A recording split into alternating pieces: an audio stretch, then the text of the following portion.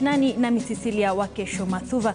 Tunaanza huko Kwale ambapo wakilishi wadi wanaomuunga mkono gavana wa kaunti ya Nairobi Mike Sonko ambaye anakabiliwa na mswada wa kumtimua mamlakani wameripotiwa kufika katika kituo cha polisi cha Kwale kuandikisha taarifa kuhusu madai ya kupokea vitisho. Sonko anakabiliwa na mswada wa kumtimua madarakani baadaye hivi leo. Tunajiunga na mwandishi wetu Tobias Chanji.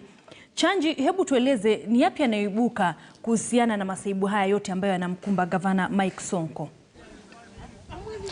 Naam, tunaripotia moja kwa moja kutoka vilima vya Golini katika kaunti ya Kwale ambapo dakika chache zilizopita gavana au wakilishi wadi wa kaunti ya Nairobi wameweza kutembelea kituo cha polisi cha Kwale na kuandikisha kuwa maisha yao hatarini, na kusema pia wenzao ambao wako katika bunge la kaunti ya Nairobi wameweza kudukua mitandao ili kusudi kuweza kupiga kura kwa niaba yao.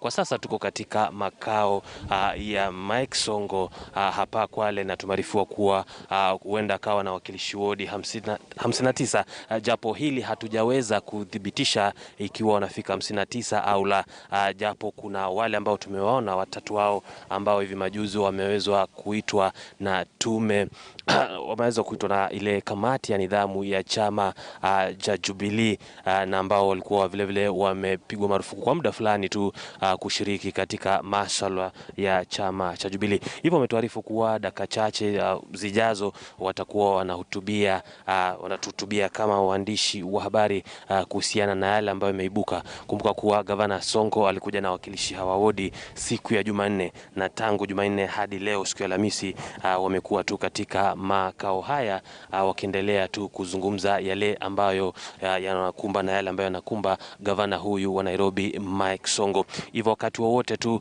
watakapokuwa tayari na kueleza Wakenya kipi ambacho kimeibuka na kipi ambacho kinaendelea, tutakuwa hapa ange kuwajuza watazamaji wetu. Naam, bila shaka Tobias Chanji utakuwa unatujuza yanayojiri, manake kumbuka mtazamaji, ni hivi leo mwendo wa alasiri ambapo inasubiriwa kuona iwapo mswada unaopaniwa kumbandua mamlakani gavana Mike Mbuvi Sonko utafua dafu au la. Taarifa ambayo vile vile upande wa huku jijini Nairobi inafuatiliwa na mwanahabari mwenzangu Nicholas Wambua. Kwa hivyo tusonge mbele sasa, ama tuangazie taarifa ya awali ambapo wakilishi wadi wa kaunti hii ya Nairobi wanatarajiwa kufanya maamuzi ya kumwondoa gavana Sonko mamlakani